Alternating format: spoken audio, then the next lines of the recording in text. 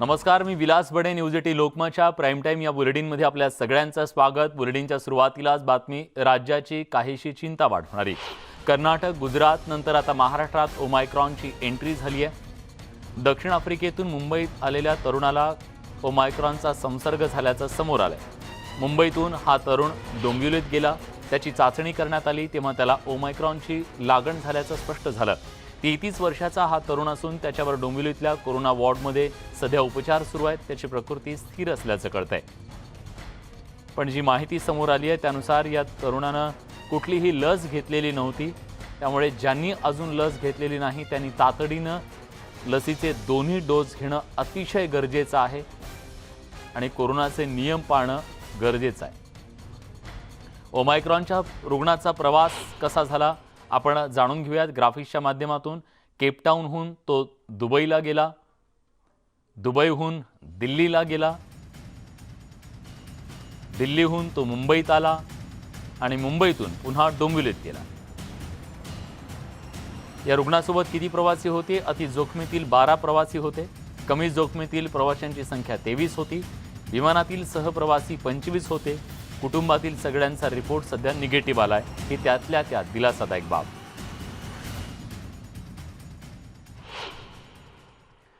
डोंबिवलीत आढळलेल्या ओमायक्रॉनच्या रुग्णावर उपचार सुरू असल्याची माहिती आयुक्त डॉक्टर विजय सूर्यवंशींनी दिली. परदेशातून आलेले 6 जण कोरोना पॉझिटिव्ह असल्याची माहिती सूर्यवंशींनी दिली. सगळ्यांना कोरोनाची सौम्य लक्षणं आढळल्याचंही आयुक्तांनी सांगितलंय. त्यामुळे पॅनिक व्हायची अजिबात गरज नाहीये, पण सगळ्यांनी सतर्क राहणं अतिशय गरजेचं आहे. आपल्याकडे नायजेरियाहून आलेले एक कुटुंब, 4 व्यक्तींचं कुटुंब आहे. एक नेपाळवरून आणि एक रशियावरून आले असे 6 नॉन हाय रिस्क कंट्रीजमधले हे नागरिक आहेत. ते पॉझिटिव्ह आलेले आहेत. त्यांना आपण इन्स्टिट्यूशनल क्वारंटाईन आर्ट गॅलरी आपलं जे कोविड हॉस्पिटल आहे तिथे आपण त्यांना शिफ्ट केलेलं आहे. त्यांचे रिपोर्ट्स आता आपण NIV पुणेला पाठवतो आहोत. आणि आता हाय रिस्क कंट्रीजमधनं जर आपल्याकडे नागरिक आले आणि ते जर पॉझिटिव्ह झाले तर त्या संदर्भात शासनाने आपल्याला सूचना दिलेल्या आहेत की त्यांचा RT-PCR पॉझिटिव्ह आला तर इमिजिएटली त्यांचं जिनोम सिक्वेन्सिंगसाठी आपल्याला पाठवायचं आहे. 7 दिवस त्यांना क्वारंटाईन करायचं आहे. पुन्हा त्यांचं RT-PCR करायचं आहे. पुन्हा पॉझिटिव्ह आले तर अजून समजा निगेटिव्ह जरी आले तरी पुन्हा 7 दिवस त्यांना क्वारंटाईन करायचं आहे. तेव्हा या घडीची सगळ्यात महत्त्वाची आणि मोठी बातमी ही आहे की कर्नाटक, गुजरात नंतर महाराष्ट्रात सुद्धा आता ओमायक्रॉनचा संसर्ग झाल्याचं समोर आलेलं आहे. त्यामुळे निश्चितपणे आपण सतर्क होणं गरजेचं आहे. जगभरात सध्या ओमायक्रॉन या विषाणूचा सध्या प्रादुर्भाव जाणवतोय आणि विशेष म्हणजे तो वेगानं पसरतोय असं सांगितलं जात आहे. त्यामुळे आपण थोडंसं सतर्क राहणं गरजेचं आहे. पण ओमायक्रॉनच्या बद्दल आणखीन एक गोष्ट म्हणजे त्याचा मृत्यूदर हा खूप कमी आहे. आणि दुसरं म्हणजे आता आपण सगळ्यांनी कोरोनाचे नियम पाळणं हे अतिशय गरजेचं आहे. थोडीशी शिथिलता निश्चितपणे आलेली होती, पण पुन्हा आपल्याला सतर्क व्हावं लागेल. दरम्यान या प्रकरणी आरोग्यमंत्री राजेश टोपे यांनी नेमकं काय म्हटलंय जाणून घेऊयात.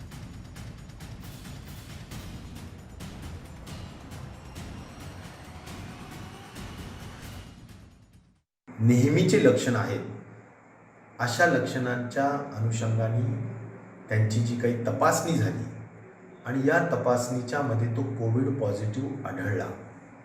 त्यांची जनुकीय तपासणीच्या दृष्टिकोनातून कस्तुरबा गांधी हॉस्पिटलमध्ये जे नमुने देण्यात आले होते त्याचा रिपोर्ट आज आलेला आहे आणि त्यामध्ये SG ॲब्सेंट असल्या कारणाने ते ओमायक्रॉन पॉझिटिव्ह आहेत असं निष्कर्ष आणि असा रिपोर्ट त्या ठिकाणी आलेला आहे.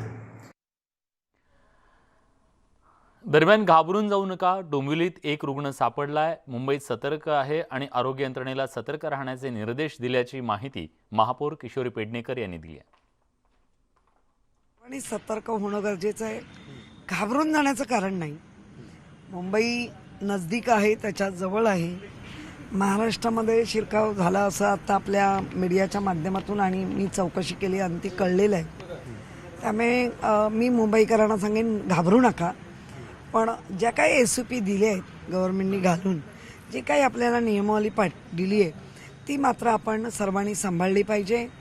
आणि मी जसं सांगितलं की जे विमान प्रवासी येत आहेत, विमानातनं येणारे प्रवासी त्यांना कॅच केलं जात आहे, परंतु जे प्रवासी मे बी वेगवेगळ्या विमानतळावर उतरून दुसऱ्या राज्यांमध्ये आणि ट्रेन किंवा स्वतःचं गाडी घेऊन प्रायव्हेट व्हेकल घेऊन जर इथे मुंबईत आले तर प्रत्येक नागरिकाचं एक लक्ष आणि सजग नागरिक की माझ्या बाजूला कोण आलं आहे, हा 15 दिवस दिसत नव्हता, कुठे गेला होता, ही सजगता जर प्रत्येकाने हे केली तर महानगरपालिका ही ओमायक्रॉनच्या आलेल्या विषाणूला फाईट करण्यासाठी सतर्क आणि सज्ज आहे. पण आपल्याला सर्वांना घाबरून न जाता सर्वांनी काळजी घेऊन त्रिसूत्री कार्यक्रम जो दिला आहे आपल्याला, मास्क लावा, मुखपट्टी लावा, सॅनिटायझर व्हा, हात साबणाने धुवा या सॅनिटायझरने धुवा, किंवा जितकं जमेल तेवढं सोशल डिस्टन्सिंग वापरा आणि आजूबाजूची जी दखल आहे एक सजग नागरिक म्हणून ती घेत राहा आणि तुम्हाला वाटलं तर महापालिकेला आणि पोलिसांना तुम्ही ती माहिती द्या. ताई, या रुग्णाबाबत काही तुम्हाला अतिरिक्त माहिती मिळाली का किंवा तुम्ही आरोग्य यंत्रणेशी आता संपर्क साधताय? मी निश्चितच संपर्क साधलेला आहे. स्वतः आमचे अतिरिक्त आयुक्त सुरेश काकाणी ह्यांनाही आत्ता ती बातमी कळलेली आहे. याबाबतची सगळी डिटेल्स आम्ही दोघंही घेतो आहोत. अर्थातच तरीसुद्धा परत आपल्या माध्यमातून सांगेन, घाबरू नका, पण सतर्क आणि सावध राहा. आपण बघतोय ओमायक्रॉनच्या रुग्णाचा प्रवास हे दक्षिण आफ्रिका आहे. दक्षिण आफ्रिकेतल्या केपटाऊन शहरामधून याने प्रवास सुरू केला. त्यानंतर केपटाऊन शहरातून तो गेला दुबईमध्ये. हे दुबई आहे. दुबईनंतर तो भारतात आला दिल्लीमध्ये. दिल्लीमध्ये आल्यानंतर तो पुन्हा दिल्लीहून मुंबईच्या दिशेनं आला. मुंबईमध्ये पोहोचला. मुंबईनंतर तो डोंबिवलीला गेला.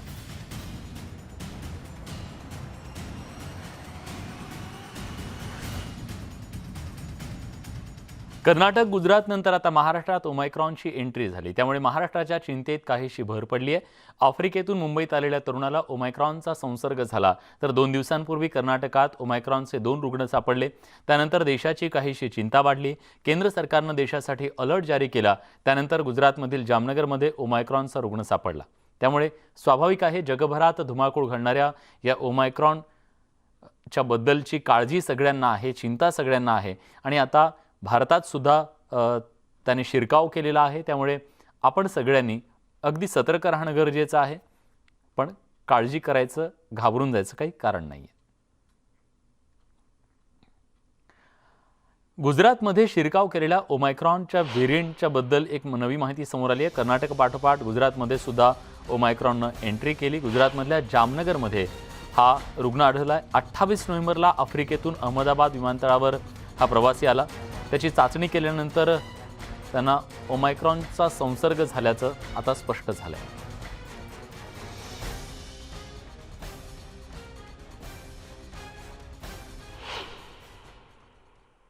कोरोनाचा हा नवा विषाणू ओमायक्रॉनच्या उद्रेकाच्या पार्श्वभूमीवर जोखमीच्या गटातील नागरिक म्हणून 40 आणि त्या पुढच्या वयाच्या लोकांना कोरोना लसीचा एक बूस्टर डोस देण्याची शिफारस देशातल्या वरिष्ठ शास्त्रज्ञांनी केली आहे.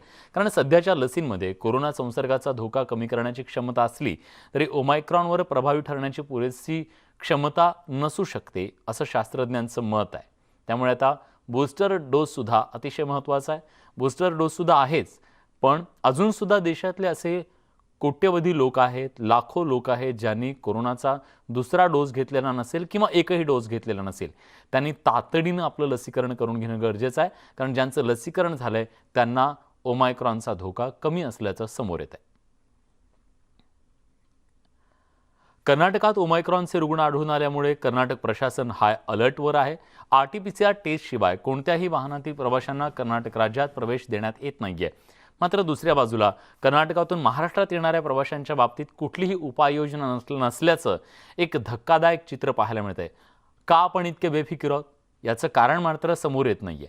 जर आपल्या शेजारी राज्यांमध्ये कोरोनाचा संसर्ग झाल्याचं समोर आल्यानंतर सीमावर्ती भागात सीमेत येत असताना बाहेरच्या राज्यातून आपण RT-PCR टेस्ट का करू नये? कर्नाटकमधून खुलेआमपणे प्रवासी महाराष्ट्रात का येत आहेत? आणि त्यामुळे कर्नाटकचा ओमायक्रॉन महाराष्ट्रात उद्या जर दाखल झाला तर त्याला जबाबदार कोण आहे, असे अनेक प्रश्न विचारले जात आहेत. जी खबरदारी कर्नाटक सरकार घेत आहे ती महाराष्ट्र सरकार का नाही, हाही सवाल आहे.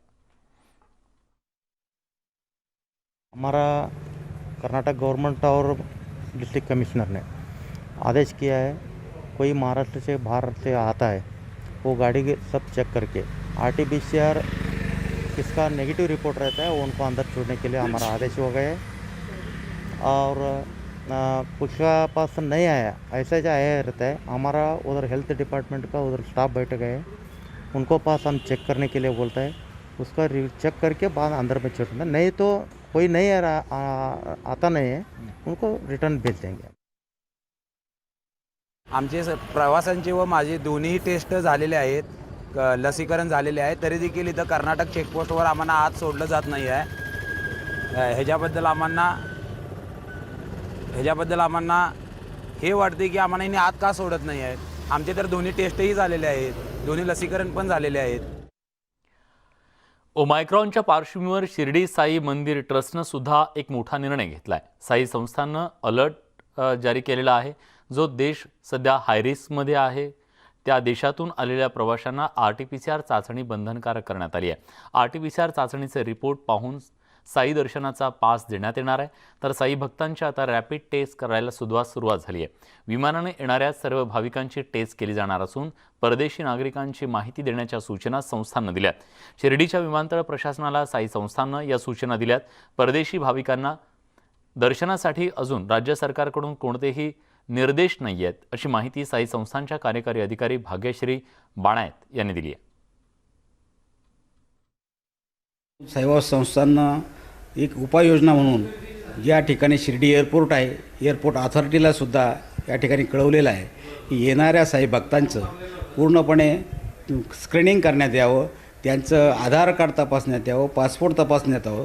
जर बाहेरून असेल तर त्याची कल्पना साईबाबा संस्थांना देण्यात यावी, अशा पद्धतीच्या सूचना त्यांना पण दिल्या आहे. त्याचप्रमाणे जिल्हा प्रशासनाला सुद्धा कळवण्यात आलं आहे की शिर्डी देवस्थान हे अतिशय उच्च दर्जाचं देवस्थान असल्यामुळे आंतर देशातून सुद्धा या ठिकाणी लोक येत असतात आणि या ठिकाणी त्याचा प्रादुर्भाव होऊ नये म्हणून या ठिकाणी काळजी घेण्यात यावी. सावरकरांचे खरे वारसदार शिवसेनाच असल्याचं विधान शिवसेनेचे खासदार संजय राऊतांनी केलं. बाळासाहेबांनी सावरकरांचा वारसा पुढे नेल्याचं राऊत म्हणाले. त्यावर विरोधी पक्षनेते देवेंद्र फडणवीस यांनी शिवसेनेवर जबरदस्त हल्लाबोल केलाय. साहित्य संमेलनाच्या वादावरून फडणवीसांनी शिवसेना सावरकरांची कसली वारसदार अशी घणाघाती टीका केली. 2 दिवसांपूर्वी संसदेत खासदारांचं निलंबन झालं तेव्हा माफी मागायला आम्ही सावरकर आहोत का, असं शिवसेनेच्या सदस्या म्हणाल्या होत्या आणि हा निर्लज्जपणा आहे अशी टीका त्यांनी केली. त्याचबरोबर जिथं आमचे आदर्श अपमानित होत असतील अशा ठिकाणी जाऊन काय करायचं असा सवाल फडणवीसांनी ट्विटरद्वारे उपस्थित केला. इतकंच नाही तर जावेद अख्तर यांच्यासारखे लोक एकांगी बोलतात असा टोलाही त्यांनी लगावला. अशा लोकांनी पुरस्कार परत केले, टीका केली. मात्र लोक मोदींच्या मागे आहेत, त्यामुळे असे लोक नैराश्यातून बोलत असल्याची टीकाही फडणवीसांनी केली.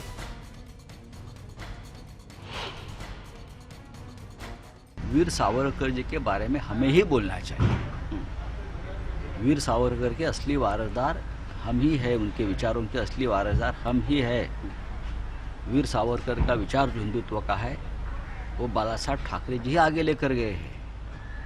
हम डरपोक नहीं है. मैं आपको बताना चाहता हूँ, हिंदुत्व के मामले में हमने कभी भी यू टर्न नहीं लिया है, हमने कभी कॉम्प्रोमाइज़ नहीं किया है. आज भी सावरकर जी हमारे आदर्श है और रहेंगे. और हम बार बार कहते हैं सावरकर जी भारत रत्न है.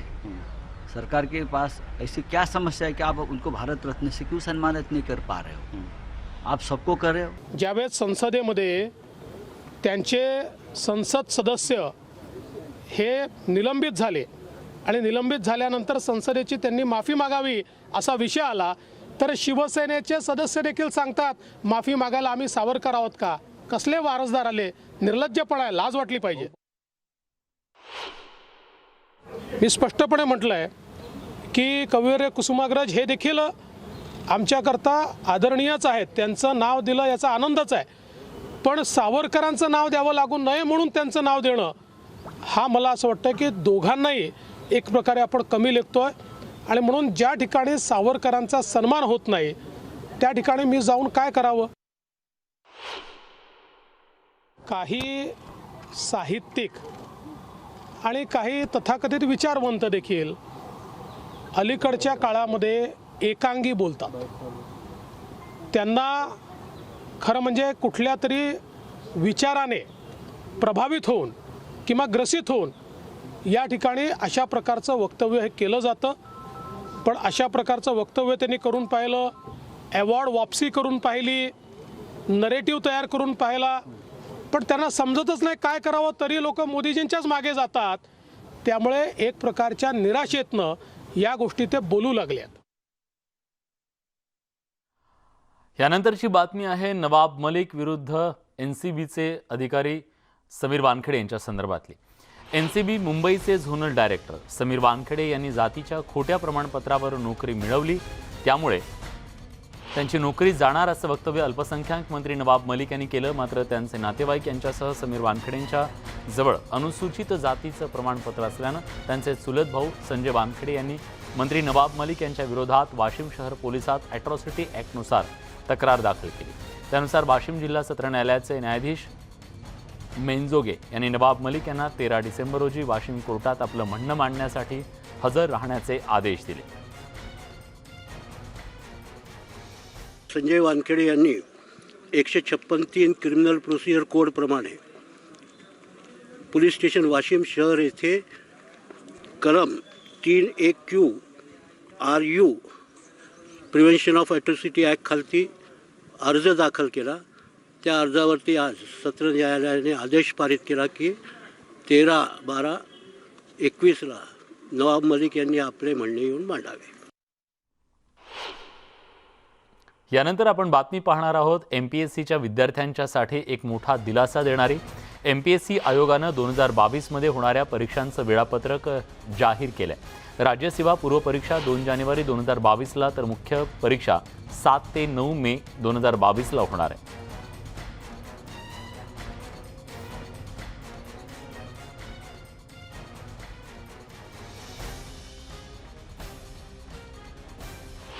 प्रदीर्घ काळानंतरनं आज अखेर MPSC आयोगाकडून 2022 साली होणाऱ्या विविध 13 विभागाच्या परीक्षेचे नियोजित वेळापत्रक जाहीर करण्यात आले आहे.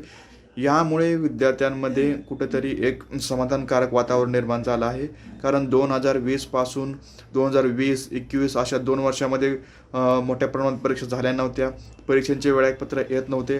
आज अखेर MPSC आयोगाने पुढील वर्षाचे नियोजित वेळापत्र दिल्यामुळे विद्यार्थी वर्गात एक समाधानकारक वातावरण दिसून येत आहे. उत्तराखंडमधील सत्ताधारी भाजपला निवडणुकीची शिडी पार करण्यासाठी नरेंद्र मोदी सध्या दौऱ्यावर आहेत. विधानसभा निवडणुकीच्या पूर्वी भाजपनं पक्षाच्या बाजूनं वातावरण निर्मितीसाठी शनिवारी देहरादून इथं परेड ग्राउंडवर पंतप्रधान नरेंद्र मोदींची जाहीर सभा आयोजित केली. यावेळी मोदींनी काँग्रेसवर जोरदार टीका केली. 7 वर्षात काँग्रेसनं 600 कोटी खर्च केला. आम्ही फक्त 12,000 कोटींचे राष्ट्रीय महामार्ग तयार केले. गेल्या 2.5 महिन्यात पंतप्रधान तिसऱ्यांदा उत्तराखंडमध्ये आले. यावेळी त्यांचा हा दौरा राजकीय आहे. सिर्फ बीते 5 वर्षों में उत्तराखंड के विकास के लिए केंद्र सरकार ने 1,00,000 करोड़ रुपए से अधिक 1,00,000 करोड़ रुपए से अधिक 1,00,000 करोड़ रुपए से अधिक परियोजनाएं स्वीकृत की हैं. यहां की सरकार इनको तेजी से जमीन पर उतार रही है. इसी को आगे बढ़ाते हुए आज 18,000 करोड़ रुपए से अधिक की परियोजनाओं का लोकार्पण और शिलान्यास किया जा रहा है.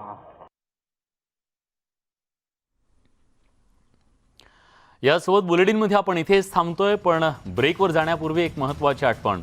कोरोनाचं संकट पुन्हा एकदा दार ठोठावतंय. अशा वेळी आपण सगळ्यांनी सतर्क राहणं गरजेचं आहे. अजिबात पॅनिक व्हायची गरज नाही आहे. पण कोरोना प्रतिबंधक जे नियम आहेत ते नियमांचं पालन करूया. सार्वजनिक ठिकाणी मास्क वापरूया. सॅनिटायझरने हात धुवा आणि गर्दीच्या ठिकाणी जाणं टाळा. आणि दिवसभरातल्या महत्त्वाच्या आणि ताज्या बातम्यांसाठी आमचं यूट्यूब चॅनल न्यूज 18 लोकमतला नक्की सबस्क्राईब करा.